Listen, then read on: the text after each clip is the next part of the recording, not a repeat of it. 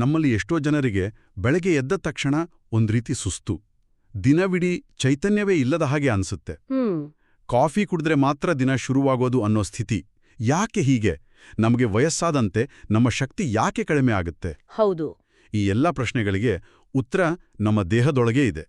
ಪ್ರತಿ ಜೀವಕೋಶದೊಳಗೂ ಇರುವ ಸಾವಿರಾರು ಸೂಕ್ಷ್ಮ ಪವರ್ ಹೌಸ್ಗಳಲ್ಲಿ. ನಿಜ.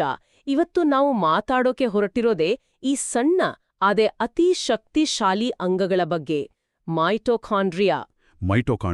ಇವತ್ತಿನ ನಮ್ಮ ಈ ಚರ್ಚೆಯ ಗುರಿ ಏನು ಅಂದ್ರೆ, ಈ ಮೈಟೊಕಾಂಡ್ರಿಯಾಗಳ ಕಥೆ ಏನು, ಅವು ನಮ್ಮ ದೇಹದ ಎಂಜಿನ್ಗಳಾಗಿ ಹೇಗೆ ಕೆಲಸ ಮಾಡ್ತವೆ, ಆಮೇಲೆ ನಮ್ಮ ಜೀವನ ಶೈಲಿಯಿಂದ ಅವು ಹೇಗೆ ಹಾಳಾಗ್ತವೆ, ಮತ್ತು ಮುಖ್ಯವಾಗಿ ಅದನ್ನ ಸರಿಪಡಿಸೋದು ಹೇಗೆ ಅಂತ. ಎಕ್ಸಾಕ್ಟ್ಲಿ. ಆ ಹಾಳಾದ ಎಂಜಿನ್ಗಳನ್ನು ಮತ್ತೆ ಸರಿಪಡಿಸಿ ನಮ್ಮ ಶಕ್ತಿಯನ್ನು ಮರಳಿ ಪಡೆಯೋದು ಹೇಗೆ ಅಂತ ಸರಳವಾಗಿ ತಿಳಿದುಕೊಳ್ಳೋಣ. ಮೈಟೊಕಾಂಡ್ರಿಯಾ. ಹೌದು, ಹೆಸರು ಸ್ವಲ್ಪ ಕಷ್ಟ ಅನ್ಸ್ಬೋದು, ಆದರೆ ಅವುಗಳ ಕೆಲಸ ತುಂಬಾ ಸಿಂಪಲ್. ನಾವು ತಿನ್ನುವ ಊಟವನ್ನ, ಅಂದ್ರೆ ಅನ್ನ, ಚಪಾತಿ, ಹಣ್ಣು, ಇದನ್ನೆಲ್ಲ ನಮ್ಮ ದೇಹ ಬಳಸುವ ಶಕ್ತಿಯಾಗಿ ಪರಿವರ್ತಿಸೋದೇ ಇವುಗಳ ಮುಖ್ಯ ಕೆಲಸ. ಅಂದ್ರೆ ನಾನೀಗ ಮಾತಾಡ್ತಿರೋದಕ್ಕೆ, ನನ್ನ ಮೆದುಳು ಯೋಚನೆ ಮಾಡೋದಕ್ಕೆ, ಅಥವಾ ನಾವು ನಡೆಯುವಾಗ ಕಾಲ್ಗಳ ಮಸಲ್ಸ್ ಮೂವ್ ಆಗೋಕೆ ಎಲ್ಲದಕ್ಕೂ ಶಕ್ತಿ ಇಲ್ಲಿಂದಾನೇ ಬರೋದು ಅಲ್ವಾ? ಹೌದು, ನಿಖರವಾಗಿ. ಇದು ನಿಜಕ್ಕೂ ಇಂಟ್ರೆಸ್ಟಿಂಗ್ ಆಗಿದೆ. ಅಂದ್ರೆ ದೇಹದ ಬೇರೆ ಬೇರೆ ಅಂಗಗಳಿಗೆ ಬೇರೆ ಬೇರೆ ಪ್ರಮಾಣದ ಶಕ್ತಿ ಬೇಕಾಗುತ್ತೆ. ಅದನ್ನ ಇವು ಹೇಗ್ ಮ್ಯಾನೇಜ್ ಮಾಡ್ತವೆ? ಅತ್ಯುತ್ತಮ ಪ್ರಶ್ನೆ. ನೋಡಿ, ನಮ್ಮ ದೇಹದ ಎಲ್ಲಾ ಭಾಗಗಳಿಗೂ ಒಂದೇ ತರದ ಎನರ್ಜಿ ಬೇಕಾಗಲ್ಲ. ಉದಾಹರಣೆಗೆ, ನಿಮ್ಮ ಹೃದಯದ ಸ್ನಾಯುಗಳು, ಅವು ದಿನದ 24 ಗಂಟೆಯೂ ಕೆಲಸ ಮಾಡಬೇಕು. ಹೌದು, ನಿಲ್ಲೋ ಹಾಗೆ ಇಲ್ಲ. ಹಾಗಾಗಿ ಅಲ್ಲಿರೋ ಜೀವಕೋಶಗಳಲ್ಲಿ ಸಾವಿರಾರು ಮೈಟೊಕಾಂಡ್ರಿಯಾಗಳು ಇರ್ತವೆ. ಅದೇ ರೀತಿ ಮೆದುಳಿಗೂ ಅಷ್ಟೇ, ನಿರಂತರ ಶಕ್ತಿ ಬೇಕು. ಆದ್ರೆ ನಮ್ಮ ಚರ್ಮದ ಜೀವಕೋಶಗಳಿಗೆ ಅಷ್ಟು ಶಕ್ತಿ ಬೇಕಾಗಲ್ಲ. ಸೊ ಅಲ್ಲಿ ಅವುಗಳ ಸಂಖ್ಯೆ ಕಡಿಮೆ ಇರುತ್ತೆ. ವಾವ್! ಇದು ನಮ್ಮ ದೇಹದ ಒಂದು ಸ್ಮಾರ್ಟ್ ಎನರ್ಜಿ ಮ್ಯಾನೇಜ್ಮೆಂಟ್ ಸಿಸ್ಟಮ್ ಇದ್ದ ಹಾಗೆ. ಖಂಡಿತ. ಸರಿ, ಈ ಪವರ್ ಪ್ಲಾಂಟ್ಗಳು ಯಾವಾಗ್ಲೂ ಪರ್ಫೆಕ್ಟಾಗಿ ಕೆಲಸ ಮಾಡ್ತಾವಾ, ಅಥವಾ ಒಂದು ಹಳೆ ಗಾಡಿ ಇಂಜಿನ್ ತರ ಕಾಲ ಕಳೆದಂತೆ ಅವುಗಳ ಎಫಿಷಿಯನ್ಸಿ ಕಡಿಮೆ ಆಗತ್ತಾ? ಮೂಲಗಳಲ್ಲಿ ಹೇಳಿರೋ ಹಾಗೆ ವಯಸ್ಸಾದಂತೆ ದಕ್ಷತೆ ಕಡಿಮೆ ಆಗತ್ತೆ ಅಂತ. ಇದು ಸುಸ್ತು, ಡಯಾಬಿಟಿಸ್, ಹೃದಯದ ಸಮಸ್ಯೆ ಇಂಗಿರೋದಕ್ಕೆಲ್ಲ ಕಾರಣ ಆಗ್ಬಹುದು ಅಂತಾನೂ ಇದೆ. ಈ ಇಂಜಿನ್ಗಳು ಹಾಳಾಗೋಕೆ ಮುಖ್ಯ ಕಾರಣಗಳೇನು? ಈ ಲೇಖನಗಳು ಒತ್ತಿ ಹೇಳೋದೇನು ಅಂದ್ರೆ, ಇದಕ್ಕೆ ಮುಖ್ಯವಾಗಿ 3 ಕಾರಣಗಳಿವೆ. ಮೊದಲನೇದು, ಮತ್ತು ಬಹುಶಃ ನಮ್ಗಷ್ಟು ಅಂದಾಜು ಇರಲ್ಲ, ದೀರ್ಘಕಾಲದ ಒತ್ತಡ. ನಾವು ದೀರ್ಘಕಾಲದ ಒತ್ತಡದಲ್ಲಿದ್ದಾಗ ನಮ್ಮ ದೇಹ ಕಾರ್ಟಿಸಾಲ್ ಅನ್ನೋ ಹಾರ್ಮೋನ್ಗಳನ್ನ ರಿಲೀಸ್ ಮಾಡುತ್ತೆ. ಇದು ನಮ್ಮ ಜೀವಕೋಶಗಳಿಗೆ ಒಂದು ಎಮರ್ಜೆನ್ಸಿ ಸಿಗ್ನಲ್ ಕೊಟ್ಟ ಹಾಗೆ. ಇದರಿಂದ ಮೈಟೊಕಾಂಡ್ರಿಯಾಗಳು ತಮ್ಮ ಕೆಪಾಸಿಟಿ ಮೀರಿ ಎನರ್ಜಿ ಪ್ರೊಡ್ಯೂಸ್ ಮಾಡ್ಲಿಕ್ಕೆ ಶುರು ಮಾಡ್ತವೆ. ಓಕೆ. ಈಗ ಯೋಚನೆ ಮಾಡಿ, ಒಂದು ಕಾರ್ ಇಂಜಿನ್ ಅನ್ನು ನಿರಂತರವಾಗಿ ರೆಡ್ ಲೈನ್ನಲ್ಲಿ ಓಡಿಸಿದ್ರೆ ಏನಾಗುತ್ತೆ? ಅದು ಓವರ್ ಹೀಟ್ ಆಗುತ್ತೆ, ಅದರ ಪಾರ್ಟ್ಸ್ ಬೇಗ ಸವಿದು ಹೋಗುತ್ತೆ. ಎಕ್ಸಾಕ್ಟ್ಲಿ. ಅದೇ ರೀತಿ ನಿರಂತರ ಒತ್ತಡವು ಮೈಟೊಕಾಂಡ್ರಿಯಾಗಳಲ್ಲಿ ಆಕ್ಸಿಡೇಟಿವ್ ಸ್ಟ್ರೆಸ್ ಅಂತ ಸೃಷ್ಟಿ ಮಾಡುತ್ತೆ. ಅಂದ್ರೆ ಫ್ರೀ ರ್ಯಾಡಿಕಲ್ಸ್ ಅನ್ನೋ ಹಾನಿಕಾರಕ ಅಣುಗಳು ಜಾಸ್ತಿಯಾಗುತ್ತೆ. ಹಾಗಾದ್ರೆ ನಮ್ಮ ಮಾನಸಿಕ ಒತ್ತಡ ನೇರವಾಗಿ ನಮ್ಮ ಜೀವಕೋಶದ ಇಂಜಿನ್ಗಳನ್ನೇ ಸವಿಸುತ್ತೆ ಅನ್ನೋದು ನಿಜಕ್ಕೂ ಆತಂಕಕಾರಿ. ಇನ್ನು ಎರಡನೇದು ಯಾವುದು? ಎರಡನೇ ಶತ್ರು ಕಳಪೆ ಆಹಾರ. ಕಳಪೆ ಆಹಾರ ಮೈಟೊಕಾಂಡ್ರಿಯಾಗಳಿಗೆ ಬೇಕಾದ ಇಂಧನ. ಒಂದು ದುಬಾರಿ ಕಾರಿಗೆ ಸೀಮೆ ಎಣ್ಣೆ ಹಾಕಿದ್ರೆ ಏನಾಗುತ್ತೋ, ನಾವು ಜಂಕ್ ಫುಡ್ ತಿಂದಾಗ ನಮ್ಮ ದೇಹಕ್ಕೂ ಅದೇ ಆಗುತ್ತೆ. ಆದರೆ ನನಗೆ ಯಾವಾಗಲೂ ಅನ್ಸೋದು, ನಾವು ಜಂಕ್ ಫುಡ್ ಅಥವಾ ಸಕ್ಕರೆ ಹೆಚ್ಚಿರೋ ಆಹಾರ ತಿಂದಾಗ ತಕ್ಷಣಕ್ಕೆ ಶಕ್ತಿ ಬಂದಾಗೆ ಆಗುತ್ತಲ್ಲ. ಆದ್ರೆ ನೀವು ಹೇಳ್ತಿರೋದು ದೀರ್ಘಕಾಲದಲ್ಲಿ ಅದು ನಮ್ಮ ಶಕ್ತಿಯನ್ನೇ ನಾಶ ಮಾಡುತ್ತೆ ಅಂತ. ಈ ವಿರೋಧಾಭಾಸ ಹೇಗೆ ಕೆಲಸ ಮಾಡುತ್ತೆ? ಒಳ್ಳೆ ಪ್ರಶ್ನೆ. ಸಕ್ಕರೆ ತಿಂದಾಗ ರಕ್ತದಲ್ಲಿ ಗ್ಲೂಕೋಸ್ ಮಟ್ಟ ತಕ್ಷಣವೇ ಏರುತ್ತೆ, ಹಾಗಾಗಿ ಶಕ್ತಿ ಬಂದ ಹಾಗೆ ಭಾಸವಾಗುತ್ತೆ.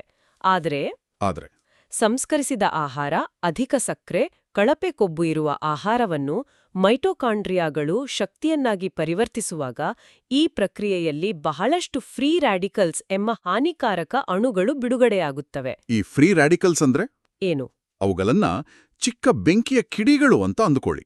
ಶಕ್ತಿ ಉತ್ಪಾದನೆ ಒಂದು ರೀತಿಯಲ್ಲಿ ನಿಯಂತ್ರಿತ ದಹನ ಕ್ರಿಯೆ. ಸರಿ. ಕಳಪೆ ಇಂಧನ ಬಳಸಿದಾಗ ಈ ದಹನ ಕ್ರಿಯೆ ಸರಿಯಾಗಿ ಆಗದೆ ಹೆಚ್ಚು ಹೊಗೆ ಮತ್ತು ಕಿಡಿಗಳು ಉತ್ಪತ್ತಿಯಾಗ್ತವೆ. ಈ ಫ್ರೀ ರ್ಯಾಡಿಕಲ್ಸ್ ಎಂಬ ಕಿಡಿಗಳು ಮೈಟೊಕಾಂಡ್ರಿಯಾದ ಗೋಡೆಗಳಿಗೆ ಮತ್ತು ಅದರ ಒಳಗಿನ ಯಂತ್ರಗಳಿಗೆ ಹಾನಿ ಮಾಡ್ತವೆ. ಓಹೋ. ಇದರಿಂದ ಅವುಗಳ ಕಾರ್ಯಕ್ಷಮತೆ ಕುಸಿಯುತ್ತದೆ. ಅಂದ್ರೆ ಕಳಪೆ ಆಹಾರವು ಎರಡು ರೀತಿಯಲ್ಲಿ ಹಾನಿ ಮಾಡುತ್ತೆ. ಒಂದು, ಸರಿಯಾದ ಪೋಷಕಾಂಶಗಳನ್ನ ಕೊಡೋದಿಲ್ಲ. ಎರಡು, ಹಾನಿಕಾರಕ ಫ್ರೀ ರಾಡಿಕಲ್ಸ್ ಉತ್ಪಾದಿಸಿ ನೇರವಾಗಿ ಮೈಟೊಕಾಂಡ್ರಿಯಾಗಳನ್ನೇ ಹಾಳ್ಮಾಡ್ತದೆ. ಮೂರನೇದು, ನಿಷ್ಕ್ರಿಯ ಜೀವನ ಶೈಲಿ, ಅಂದ್ರೆ ಫಿಸಿಕಲ್ ಆಕ್ಟಿವಿಟಿ ಇಲ್ಲದೇ ಇರೋದು. Sedentary life style. ಹೌದು. ನಾವು ಜಾಸ್ತಿ ಹೊತ್ತು ಕೂತೇ ಇದ್ರೆ ನಮ್ಮ ಮಸಲ್ಸ್ಗೆ ಅಥವಾ ದೇಹಕ್ಕೆ ಅಷ್ಟು ಎನರ್ಜಿ ಬೇಡಿಕೆ ಇರಲ್ಲ. ಆಗ ಬಾಡಿ ಏನ್ ಮಾಡುತ್ತೆ ಅಂದ್ರೆ, ಸರಿ, ಇಷ್ಟೊಂದು ಪವರ್ ಪ್ಲಾಂಟ್ಗಳ ಅಗತ್ಯವಿಲ್ಲ ಅಂತ ನಿರ್ಧಾರಿಸಿ ಮೈಟೊಕಾಂಡ್ರಿಯಾಗಳ ಸಂಖ್ಯೆಯನ್ನು ಕಡಿಮೆ ಮಾಡಲಿಕ್ಕೆ ಶುರು ಮಾಡುತ್ತೆ. ಇದು ಬಳಸಿದ್ದಿದ್ರೆ ಕಳ್ಕೊಳ್ತೀರಿ ಅನ್ನೋ ನಿಯಮಕ್ಕೆ ಒಂದು ಪರ್ಫೆಕ್ಟ್ ಉದಾಹರಣೆ. ಇದೊಂದು ರೀತಿ ಕೆಟ್ಟ ಚಕ್ರದಂತೆ ಕಾಣಿಸ್ತಿದೆ. ಮೈಟೊಕಾಂಡ್ರಿಯಾಗಳು ಕಡಿಮೆ ಆದಾಗ ಶಕ್ತಿ ಉತ್ಪಾದನೆ ಕಡಿಮೆ ಆಗತ್ತೆ. ಶಕ್ತಿ ಕಡಿಮೆ ಆದಾಗ ನಮ್ಗೆ ಸುಸ್ತು ಅನ್ಸಿ ನಾವು ಇನ್ನಷ್ಟು ನಿಷ್ಕ್ರಿಯರಾಗ್ತೇವೆ. ಇದರಿಂದ ಮೈಟೊಕಾಂಡ್ರಿಯಾಗಳು ಮತ್ತಷ್ಟು ಕಡಿಮೆ ಆಗತ್ತೆ. ನಿಖರವಾಗಿ. ಇದೇ ಕಾರಣಕ್ಕೆ ಸ್ವಲ್ಪ ದೂರ ನಡೆದರೂ ಸುಸ್ತಾಗೋದು, ಮೆಟ್ಟಿಲತ್ತೋಕೆ ಕಷ್ಟ ಆಗೋದು, ಅಥವಾ ದಿನವಿಡೀ ಎನರ್ಜಿ ಇಲ್ದಾಗೆ ಇರೋದು. ಹಾಗಾಗಿ ಒತ್ತಡ, ಕಳಪೆ ಆಹಾರ ಮತ್ತು ನಿಷ್ಕ್ರಿಯತೆ, ಈ ಮೂರು ನಮ್ಮ ಶಕ್ತಿ ಕೇಂದ್ರಗಳ ಮೇಲೆ ನೇರವಾಗಿ ಅಟ್ಯಾಕ್ ಮಾಡ್ತವೆ. ಈ ಹಾನಿಯನ್ನ ಸರಿಪಡಿಸಲು ಸಾಧ್ಯವೇ? ನಮ್ಮ ಈ ಶಕ್ತಿ ಕೇಂದ್ರಗಳನ್ನ ಪುನಶ್ಚೇತನಗೊಳಿಸಲು ಅಥವಾ ನವೀಕರಿಸಲು ದಾರಿಗಳಿವೆಯೇ? ನಾವು ಕಳೆದುಕೊಂಡ ಶಕ್ತಿಯನ್ನ ಮರಳಿ ಪಡೆಯಬಹುದಾ? ಖಂಡಿತವಾಗಿಯೂ ಸಾಧ್ಯ. ಒಳ್ಳೆ ಸುದ್ದಿ ಏನು ಅಂದ್ರೆ, ನಮ್ಮ ದೇಹಕ್ಕೆ ಅದ್ಭುತವಾದ ಸೆಲ್ಫ್ ರಿಪೇರ್ ಕೆಪಾಸಿಟಿ ಇದೆ. ಮೂಲಗಳು ನಮ್ಮ ಕಂಟ್ರೋಲ್ನಲ್ಲಿರುವ 4 ಪರಿಣಾಮಕಾರಿ ವಿಧಾನಗಳನ್ನು ಸೂಚಿಸ್ತವೆ. ಮೊದಲನೇದು ಮತ್ತು ಅತ್ಯಂತ ಪವರ್ಫುಲ್ ಆದದ್ದು ವ್ಯಾಯಾಮ. ವ್ಯಾಯಾಮ ಕೇವಲ ಕ್ಯಾಲರಿ ಬರ್ನ್ ಮಾಡುತ್ತೆ ಅಥವಾ ಮಸಲ್ಸ್ ಬಿಲ್ಡ್ ಮಾಡುತ್ತೆ ಅಂತ ನಾವು ಸಾಮಾನ್ಯವಾಗಿ ಅನ್ಕೋತೀವಿ. ಆದ್ರೆ ಇದು ಮೈಟೊಕಾಂಡ್ರಿಯಾಗಳ ಮೇಲೆ ಹೇಗೆ ಕೆಲಸ ಮಾಡುತ್ತೆ? ಇಲ್ಲಿ ಒಂದು ಅದ್ಭುತವಾದ ಬಯೋಲಾಜಿಕಲ್ ಪ್ರಿನ್ಸಿಪಲ್ ಕೆಲಸ ಮಾಡುತ್ತೆ. ನಾವು ವ್ಯಾಯಾಮ ಮಾಡಿದಾಗ ನಮ್ಮ ಸ್ನಾಯುಗಳಿಗೆ ತಕ್ಷಣವೇ ಹೆಚ್ಚಿನ ಶಕ್ತಿಯ ಬೇಡಿಕೆ ಉಂಟಾಗತ್ತೆ. ಹೌದು. ಆಗ ನಮ್ಮ ದೇಹ ಕೇವಲ ಆ ಕ್ಷಣದ ಬೇಡಿಕೆಯನ್ನು ಪೂರೈಸೋದಲ್ಲ, ಭವಿಷ್ಯಕ್ಕಾಗಿ ತಯಾರಿ ನಡೆಸುತ್ತೆ. ಅದು ಈ ತರಹದ ಸವಾಲು ಮತ್ತೆ ಬರ್ಬೋದು, ಹಾಗಾಗಿ ನಾನು ಕೇವಲ ಹೆಚ್ಚು ಇಂಧನ ಪೂರೈಸಿದರೆ ಸಾಲದು, ಬದಲಿಗೆ ಇಡೀ ಪವರ್ ಪ್ಲಾಂಟ್ಗಳನ್ನೇ ಹೆಚ್ಚು ನಿರ್ಮಿಸಬೇಕು ಅಂತ ನಿರ್ಧರಿಸುತ್ತೆ. ವಾವ್! ಈ ಪ್ರಕ್ರಿಯೆಗೆ ಮೈಟೊಕಾಂಡ್ರಿಯಲ್ ಬಯೋಜೆನೆಸಿಸ್ ಅಂತಾರೆ. ಅಂದ್ರೆ ವ್ಯಾಯಾಮ ಮಾಡೋದು ನಮ್ಮ ಜೀವಕೋಶಗಳಿಗೆ ಫ್ಯೂಚರ್ನಲ್ಲಿ ಹೆಚ್ಚು ಶಕ್ತಿಶಾಲಿಯಾಗಿರಲು ಟ್ರೈನಿಂಗ್ ಕೊಟ್ಟಾಗೆ. ಅದ್ಭುತವಾಗಿದೆ ಇದು. ಅಂದ್ರೆ ವ್ಯಾಯಾಮ ನಮ್ಮ ಎನರ್ಜಿ ಫ್ಯಾಕ್ಟರಿಗಳನ್ನೇ ಅಪ್ಗ್ರೇಡ್ ಮಾಡುತ್ತೆ. ಸರಿ, ಇನ್ನು ಎರಡನೇ ವಿಧಾನ ಯಾವುದು? ಎರಡನೇ ವಿಧಾನ ಉಪವಾಸ. ಉಪವಾಸನಾ? ಅಂದ್ರೆ ತಿನ್ನದೇ ಇರೋದು ಹೇಗೆ ಸಹಾಯ ಮಾಡುತ್ತೆ? ಇದು ಸ್ವಂತ ವಿಚಿತ್ರವಾಗಿ ಕೇಳಿಸುತ್ತೆ. ಅಲ್ಲದೆ ಉಪವಾಸ ಮಾಡೋದು ಎಲ್ಲರಿಗೂ ಅಷ್ಟು ಸುಲಭವೂ ಅಲ್ಲ. ಕೆಲವರಿಗೆ ಅದು ಅಪಾಯಕಾರಿಯೂ ಆಗಿರ್ಬೋದು. ಈ ವಿಧಾನ ಎಲ್ಲರಿಗೂ ಸರಿ ಹೋಗುತ್ತಾ? ನಿಮ್ಮ ಸಂಶಯ ಸರಿಯಿದೆ. ಇಲ್ಲಿ ಉಪವಾಸ ಅಂದ್ರೆ ದಿನಗಟ್ಲೆ ಏನೂ ತಿನ್ನದೇ ಇರೋದಲ್ಲ. ಮೂಲಗಳು ಸೂಚಿಸ್ತಿರೋದು ಇಂಟರ್ಮಿಟೆಂಟ್ ಫಾಸ್ಟಿಂಗ್. ಓಕೆ, ನಿರ್ದಿಷ್ಟ ಅವಧಿಯ ಉಪವಾಸ. ಹೌದು. ಉದಾಹರಣೆಗೆ 16 ಗಂಟೆಗಳ ಕಾಲ ಏನೂ ತಿನ್ನದಿರೋರು. ಅಂದ್ರೆ ರಾತ್ರಿ 8 ಗಂಟೆಗೆ ಊಟ ಮಾಡಿದ್ರೆ ಮರುದಿನ ಮಧ್ಯಾಹ್ನ 12 ಗಂಟೆಗೆ ಮುಂದಿನ ಊಟ ಮಾಡೋದು. ಮತ್ತು ಹೌದು, ನೀವು ಹೇಳಿದ ಹಾಗೆ ಇದು ಎಲ್ಲರಿಗೂ ಸೂಕ್ತವಲ್ಲ. ಅದರಲ್ಲೂ ಗರ್ಭಿಣಿಯರು ಅಥವಾ ಕೆಲವು ಆರೋಗ್ಯ ಸಮಸ್ಯೆ ಇರೋರು ಖಂಡಿತ ವೈದ್ಯರ ಸಲಹೆ ಪಡೆಬೇಕು. ಸರಿ, ಹಾಗಾದ್ರೆ ಈ ನಿಯಮಿತ ಉಪವಾಸದಿಂದ ದೇಹದಲ್ಲಿ ಆಗುವ ಬದಲಾವಣೆ ಏನು? ನಾವು ಸದಾ ತಿನ್ನುತ್ತಲೇ ಇದ್ರೆ ದೇಹವು ಸದಾ ಆಹಾರವನ್ನು ಶಕ್ತಿಯಾಗಿ ಪರಿವರ್ತಿಸುವ ಕೆಲಸದಲ್ಲೇ ಇರುತ್ತೆ. ಅದಕ್ಕೆ ಬೇರೆ ಕೆಲಸ ಮಾಡಲು, ಅಂದ್ರೆ ರಿಪೇರಿ ಕೆಲಸ ಮಾಡಲು ಸಮಯವೇ ಇರೋದಿಲ್ಲ. ಆದ್ರೆ ನಾವು ಸ್ವಲ್ಪ ಸಮಯ ತಿನ್ನೋಕೆ ಬ್ರೇಕ್ ಕೊಟ್ಟಾಗ ದೇಹವು ರಿಪೇರಿ ಮೋಡ್ಗೆ ಹೋಗುತ್ತೆ. ಈ ಸಮಯದಲ್ಲಿ ಆಟೋಫೇಜಿ ಅನ್ನೋ ಪ್ರಕ್ರಿಯೆ ಚುರುಕಾಗುತ್ತೆ. ಆಟೋಫೇಜಿ? ಹೌದು. ಇದನ್ನ ಜೀವಕೋಶದ ಸ್ವಚ್ಛತಾ ಕಾರ್ಯ ಅಂತ ಹೇಳಬಹುದು. ಈ ಪ್ರಕ್ರಿಯೆಯಲ್ಲಿ ಹಳೆಯ, ದಕ್ಷತೆ ಇಲ್ಲದ ಮತ್ತು ಹಾನಿಗೊಳಗಾದ ಮೈಟೊಕಾಂಡ್ರಿಯಾಗಳನ್ನ ದೇಹವು ಗುರುತಿಸಿ ಅವುಗಳನ್ನು ವಿಘಟಿಸಿ ಹೊಸ ಮತ್ತು ಆರೋಗ್ಯಕರವಾದವುಗಳಿಗೆ ಜಾಗ ಮಾಡಿಕೊಡುತ್ತೆ. ಇದು ಹಳೆಯ, ಕೆಲ್ಸಕ್ಕೆ ಬಾರದ ಮಷೀನ್ಗಳನ್ನ ತೆಗೆದುಹಾಕಿ ಹೊಸ ಮಷೀನ್ ಹಾಕಿದ್ದಾಗೆ. ಓಕೆ, ಅರ್ಥವಾಯಿತು. ಹಾಗಾದರೆ ವ್ಯಾಯಾಮ ಹೊಸ ಪವರ್ ಪ್ಲಾಂಟ್ಗಳನ್ನು ನಿರ್ಮಿಸಿದರೆ, ಉಪವಾಸ ಹಳೆಯ ಹಾಳಾದ ಪ್ಲಾಂಟ್ಗಳನ್ನು ತೆಗೆದುಹಾಕುತ್ತದೆ. ಇವೆರಡೂ ಒಟ್ಟಿಗೆ ಕೆಲಸ ಮಾಡಿದ್ರೆ ಒಳ್ಳೆ ರಿಸಲ್ಟ್ ಸಿಗ್ಬೋದು. ಸರಿ, ಮೂರನೇ ವಿಧಾನ ಯಾವುದು? ಮೂರನೇದ್ದು ಗುಣಮಟ್ಟದ ನಿದ್ರೆ. ಇದರ ಮಹತ್ವವನ್ನ ನಾವು ಸಾಮಾನ್ಯವಾಗಿ ಕಡೆಗಣಿಸ್ತೇವೆ. ನಾನು ಮಧ್ಯಾಹ್ನ 3 ಗಂಟೆಗೆ ಆಗುವ ಆಯಾಸದ ಬಗ್ಗೆ ಯೋಚಿಸ್ತಿದ್ದೇನೆ. ನಾನು ಯಾವಾಗ್ಲೂ ಅದನ್ನ ಊಟದ ಪರಿಣಾಮ ಅನ್ಕೊಳ್ತಿದ್ದೆ. ಹೌದು, ನಾನು ಕೂಡ. ಆದ್ರೆ ಈಗ ಅನಿಸ್ತಿದೆ, ಬಹುಶಃ ಅದು ಹಿಂದಿನ ರಾತ್ರಿ ಸರಿಯಾಗಿ ನಿದ್ರೆ ಮಾಡದೆ ಕಾರಣ ನನ್ನ ಜೀವಕೋಶಗಳ ಶಕ್ತಿ ಕೇಂದ್ರಗಳು ಸುಸ್ತಾದದಂದ ಪರಿಣಾಮವೇನೋ. ಹೌದು. ತಡರಾತ್ರಿವರೆಗೆ ಎಚ್ಚರವಿದ್ದು ಬೆಳಗ್ಗೆ ಸುಸ್ತಿನಿಂದ ಏಳುವುದು ಕೇವಲ ನಿದ್ರೆಯ ಕೊರತೆಯಲ್ಲ, ನಮ್ಮ ಜೀವಕೋಶದ ಮಟ್ಟದಲ್ಲಿ ರಿಪೇರಿ ಕೆಲಸಕ್ಕೆ ಅಡ್ಡಿಪಡಿಸಿದರ ಪರಿಣಾಮ. ಹಾಗಾದ್ರೆ ನಿದ್ರೆಯ ಸಮಯದಲ್ಲಿ ನಿಖರವಾಗಿ ಏನಾಗತ್ತೆ? ನಿದ್ರೆಯ ಸಮಯದಲ್ಲಿ, ವಿಶೇಷವಾಗಿ ಗಾಢ ನಿದ್ರೆಯಲ್ಲಿ, ನಮ್ಮ ದೇಹ ದಿನವಿಡೀ ಆದ ಹಾನಿಯನ್ನ ಸರಿಪಡಿಸುತ್ತೆ. ಮೆದುಳು ತಾನು ಉತ್ಪಾದಿಸಿದ ಟಾಕ್ಸಿಕ್ ವೇಸ್ಟ್ಗಳನ್ನ ಹೊರಹಾಕುತ್ತೆ ಮತ್ತು ಜೀವಕೋಶಗಳು ತಮ್ಮ ಮೈಟೊಕಾಂಡ್ರಿಯಾಗಳನ್ನ ದುರಸ್ತಿ ಮಾಡುತ್ತವೆ. ನಿದ್ರೆ ಸರಿಯಾಗಿ ಆಗದಿದ್ರೆ ಈ ದುರಸ್ತಿ ಪ್ರಕ್ರಿಯೆಗೆ ಅಡ್ಡಿಯಾಗುತ್ತೆ. ಹಾನಿಗೊಳಗಾದ ಮೈಟೊಕಾಂಡ್ರಿಯಾಗಳು ಹಾಗೆ ಉಳಿದುಕೊಂಡು ಮರುದಿನ ಕಡಿಮೆ ಶಕ್ತಿಯನ್ನ ಉತ್ಪಾದಿಸುತ್ತವೆ. ಇದರಿಂದ ಆಯಾಸ, ಗಮನ ಕೊಡೋಕೆ ಕಷ್ಟ ಆಗೋದು ಇದೆಲ್ಲ ಆಗತ್ತೆ. ಕರೆಕ್ಟ್. ಸರಿ, ಹಾಗಾದ್ರೆ ವ್ಯಾಯಾಮ, ಉಪವಾಸ ಮತ್ತು ನಿದ್ರೆ. ಇನ್ನು ಕೊನೆಯದಾಗಿ 4ನೇ ವಿಧಾನ. ಇದು ಆಹಾರಕ್ಕೆ ಸಂಬಂಧಿಸಿದ್ದೇ ಇರಬೇಕು. ಹೌದು. 4ನೇದು ಗುಣಮಟ್ಟದ ಆಹಾರ. ಕಳಪೆ ಆಹಾರ ಹೇಗೆ ಹಾನಿ ಮಾಡುತ್ತೆ ಅಂತ ನಾವು ಈಗಾಗಲೇ ಚರ್ಚಿಸಿದ್ದೇವೆ. ಹಾಗೆಯೇ ಸರಿಯಾದ ಆಹಾರವು ಪ್ರಮುಖ ಪಾತ್ರ ವಹಿಸುತ್ತೆ. ಮೂಲಗಳ ಪ್ರಕಾರ ಕೆಲವು ಪೋಷಕಾಂಶಗಳು ಮೈಟೊಕಾಂಡ್ರಿಯಾಗಳಿಗೆ ತುಂಬಾನೇ ಮುಖ್ಯ.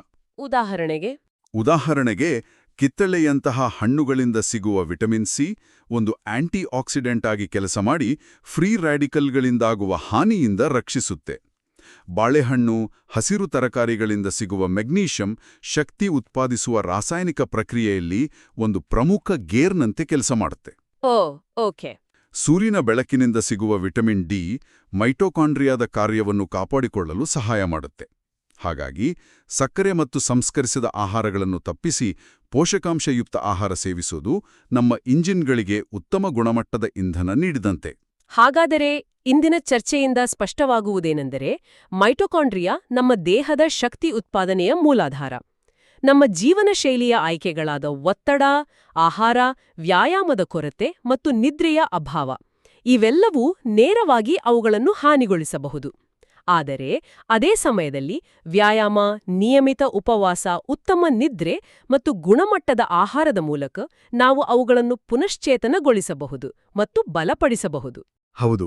ಇದನ್ನ ನಾವು ದೊಡ್ಡ ಚಿತ್ರಣದೊಂದಿಗೆ ನೋಡಿದ್ರೆ ನಮ್ಮ ಒಟ್ಟಾರೆ ಆರೋಗ್ಯ, ಚೈತನ್ಯ ಮತ್ತು ದೀರ್ಘಾಯುಷ್ಯ ಅನ್ನೋದು ಕೇವಲ ನಮ್ಮ ಅಂಗಾಂಗಗಳ ಮಟ್ಟದಲ್ಲಿ ನಿರ್ಧಾರ ಆಗಲ್ಲ. ಬದಲಾಗಿ ಅತ್ಯಂತ ಸೂಕ್ಷ್ಮವಾದ ನಮ್ಮ ಕಣ್ಣಿಗೆ ಕಾಣದ ಜೀವಕೋಶಗಳ ಮಟ್ಟದಲ್ಲಿ ನಿರ್ಧಾರವಾಗುತ್ತೆ. ನಿಜ. ಹೃದಯ, ಮೆದುಳು ಅಥವಾ ಸ್ನಾಯುಗಳು ಸರಿಯಾಗಿ ಕೆಲಸ ಮಾಡಬೇಕೆಂದ್ರೆ ಅವುಗಳೊಳಗಿನ ಕೋಟ್ಯಾಂತರ ಮೈಟೊಕಾಂಡ್ರಿಯಾಗಳು ಆರೋಗ್ಯವಾಗಿರಬೇಕು. ಈ ಶಕ್ತಿ ಕೇಂದ್ರಗಳನ್ನು ಚೆನ್ನಾಗಿ ನೋಡ್ಕೊಳ್ಳುವುದೇ ನಮ್ಮ ದೀರ್ಘಕಾಲೀನ ಯೋಗಕ್ಷೇಮಕ್ಕೆ ಅಡಿಪಾಯ. ಮಧುಮೇಹದ ವಿಷಯಕ್ಕೆ ಬಂದ್ರೆ, ಸ್ನಾಯು ಜೀವಕೋಶಗಳಲ್ಲಿರುವ ಮೈಟೊಕಾಂಡ್ರಿಯಾಗಳು ಸರಿಯಾಗಿ ಕೆಲಸ ಮಾಡದಿದ್ದಾಗ ಅವು ರಕ್ತದಲ್ಲಿನ ಸಕ್ಕರೆಯನ್ನು ಪರಿಣಾಮಕಾರಿಯಾಗಿ ಶಕ್ತಿಯಾಗಿ ಬಳಸಿಕೊಳ್ಳಲು ಫೇಲ್ ಆಗ್ತವೆ. ಅದಕ್ಕೇನಾ? ಹೌದು. ಇದೇ ಕಾರಣಕ್ಕೆ ರಕ್ತದಲ್ಲಿ ಸಕ್ಕರೆ ಮಟ್ಟ ಹೆಚ್ಚಾಗಲು ಇದು ಒಂದು ಪ್ರಮುಖ ಕಾರಣವಾಗುತ್ತದೆ ಅಂತ ಸಂಶೋಧನೆಗಳು ಹೇಳುತ್ತವೆ. ಈ ಚರ್ಚೆಯ ಕೊನೆಯಲ್ಲಿ ಓಡ್ ಪ್ರಶ್ನೆ ಉಳಿಯುತ್ತೆ.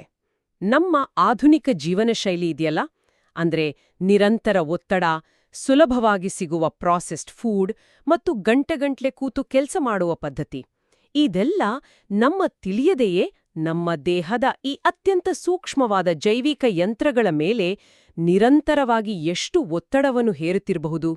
ಈ ಜ್ಞಾನದೊಂದಿಗೆ ನಮ್ಮ ದೈನಂದಿನ ಸಣ್ಣಪುಟ್ಟ ಆಯ್ಕೆಗಳನ್ನು ಉತ್ತಮ ಆರೋಗ್ಯಕ್ಕಾಗಿ ಹೇಗೆ ಬದಲಾಯಿಸಿಕೊಳ್ಳಬಹುದು, ಇದೂ ನಾವು ಯೋಚಿಸಬೇಕಾದ ವಿಷಯ.